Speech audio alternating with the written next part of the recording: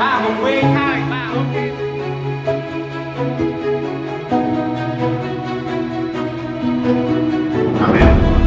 Aju yang lakukan set rinting group Jim Cisna Om Robo. Em xem xét là chúng con làm sai. Em xem xét cái là anh cho con được lại của anh nó để cái am nữa. Ok là ngày xưa.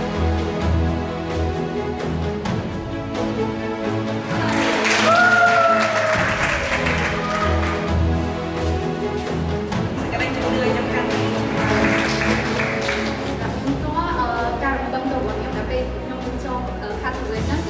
nhung trong từ chùa ban là bậc sau thay hay là ở cái chụp má sang thì muốn chụp mìnhจะสามารถการ em tiếp thôi hôm nay thì việc của các bạn sẽ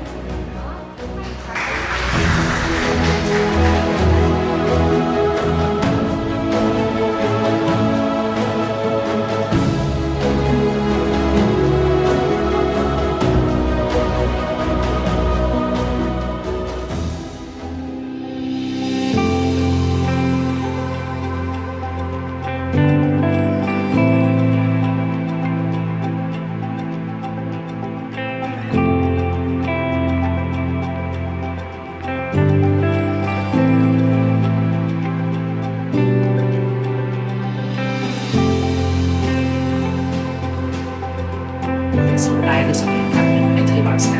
anh được đi bạn cả sẽ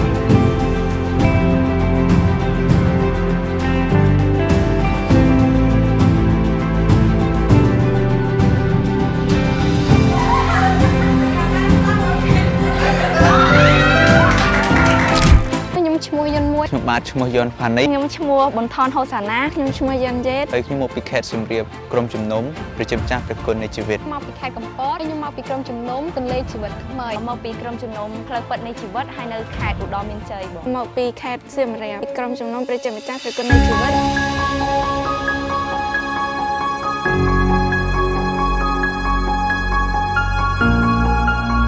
ហេតុដែលខ្ញុំកម្មវិធីខាទៅវេពីព្រោះខ្ញុំចង់ដឹងពីរបៀបដែលព្រះអង្គធ្វើការឯងបាននៅជាប់ជាមួយព្រះអង្គហើយចង់ឲ្យបន្ថែមស្អីជំនឿខ្លួនឯងបាន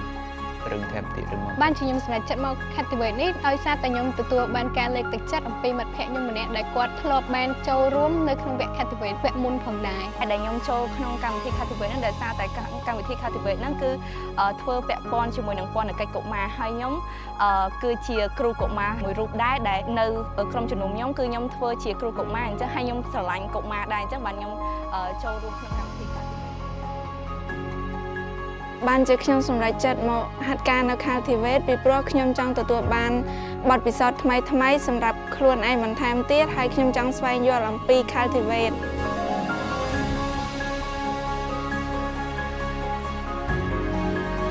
ពេលដែលខ្ញុំបានចូលក្នុងកម្មវិធីហាត់ការ Cultivate គឺមានន័យថាសប្បាយមែនទេ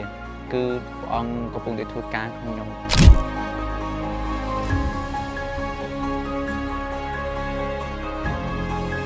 នៅពេលដែលខ្ញុំនៅផ្ទះ គឺខ្ញុំអត់មានធ្វើអីទេមានអារម្មណ៍ថាខ្លួនឯងដូចជាជប់គាំងនៅមួយកន្លែងនៅពេលដែលខ្ញុំបាន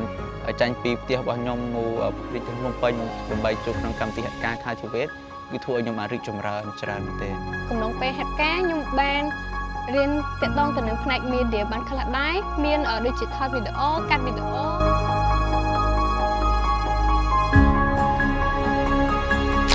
តាមរយៈខ្ញុំហាត់ការបានមួយរយៈហ្នឹងគិតថាព្រះអង្គក៏ជាចង់ឲ្យខ្ញុំបម្រើនៅពន្ធកិច្ចរបស់ព្រះអង្គដោយសារតែពេលដែលខ្ញុំចូលរួមបម្រើពន្ធកិច្ចនៅទីនេះខ្ញុំចាប់ផ្ដើមស្រឡាញ់ការបម្រើពន្ធកិច្ចហើយខ្ញុំចង់បម្រើពន្ធកិច្ចផ្សេងៗទៀតជាក់ស្ដែងដូចជាក្រុមជំនុំខ្ញុំចាប់ផ្ដើមកាន់តែបម្រើបន្ថែមពីអ្វីដែលខ្ញុំធ្លាប់ធ្វើពីមុនទៀតចំពោះពេលដែលខ្ញុំមកកម្មវិធី Cultivate ដំបូងខ្ញុំភ័យដោយសារតែខ្ញុំគឺជាមនុស្សម្នាក់ដែលភ័យក្នុងការចាប់ដើមធ្វើអ្វីមួយដែលថ្មីអញ្ចឹងខ្ញុំភ័យខ្លាចខ្លាំងមែនតើហើយម្យ៉ាងទៀតដែលសារពេលខ្ញុំចូលកម្មវិធី Cultivate តម្រូវឲ្យខ្ញុំមកភ្នំពេញហើយខ្ញុំគឺជាមនុស្សម្នាក់ដែលភ័យខ្លាចនៅកន្លែងណាដែលមានទីប្រជុំជនឬក៏មានមនុស្សច្រើនប៉ុន្តែនៅពេលដែលខ្ញុំចូលរួមក្នុងកម្មវិធី Cultivate នឹងហើយខ្ញុំបាន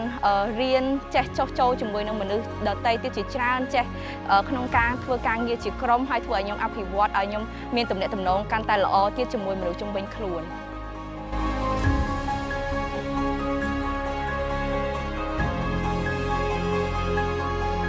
អ្វីដែលខ្ញុំស្រឡាញ់ខ្ញុំរៀនបានគឺការធ្វើការជាមួយគុណក្មេងពីរបៀបចូលទៅកាន់គុណក្មេងពេលដែលខ្ញុំដំបូងគឺខ្ញុំអត់ដឹងពីរបៀបនៃការចូលទៅកាន់ក្មេងទេអញ្ចឹងពេលដែលខ្ញុំបានចូលក្នុងកម្មវិធី Cultivate គឺខ្ញុំចាប់ផ្ដើមស្រឡាញ់ក្មេងដឹងពីក្មេងថាយើងគួរតែចូលទៅកាន់ក្មេងរបៀបណាយើងគួរតែចាប់ផ្ដើមពីកន្លែងណាដើម្បីចូលទៅកាន់ពួកគាត់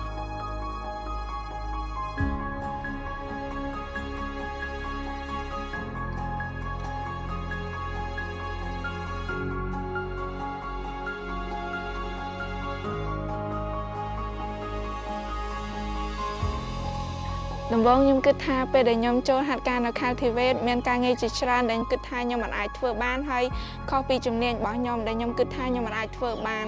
ក៏ប៉ុន្តែពេលដែលខ្ញុំចាប់ផ្ដើមសាកល្បងធ្វើហើយខ្ញុំទទួលបានការលើកទឹកចិត្តពីបងក្រុមការងារហើយខ្ញុំនៅតែទុកចិត្តលើព្រះអង្គម្ចាស់ថាខ្ញុំអាចធ្វើកិច្ចការនោះបាន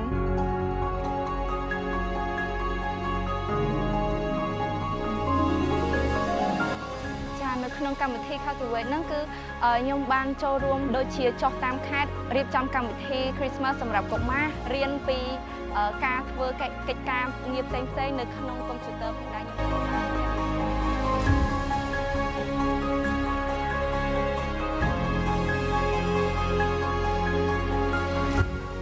ចំពោះការងារដែលខ្ញុំធ្វើហ្នឹងគឺខ្ញុំអត់មានអារម្មណ៍ថាខកចិត្តប៉ុន្មានទេដោយសារតែអ្វីដែលខ្ញុំរំពឹងទុកក៏វាអត់ខុសពីអ្វីដែលខ្ញុំទទួលបានដែរហើយយ៉ាងទៀតខ្ញុំបានអភិវឌ្ឍនូវសមត្ថភាពខ្លួនឯងថ្មីអ្វីដែលខ្ញុំអត់រំពឹងប៉ុន្តែខ្ញុំទទួលបានវិញ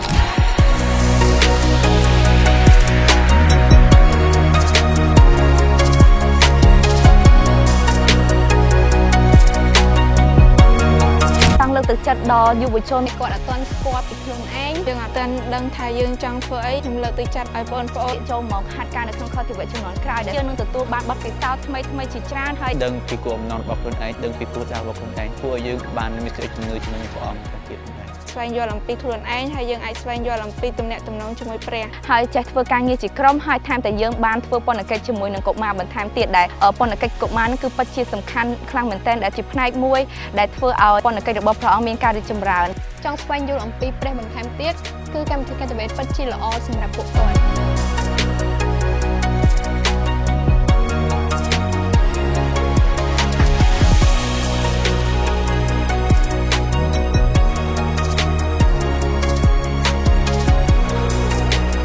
នៅទីនេះអាចរីកចម្រើន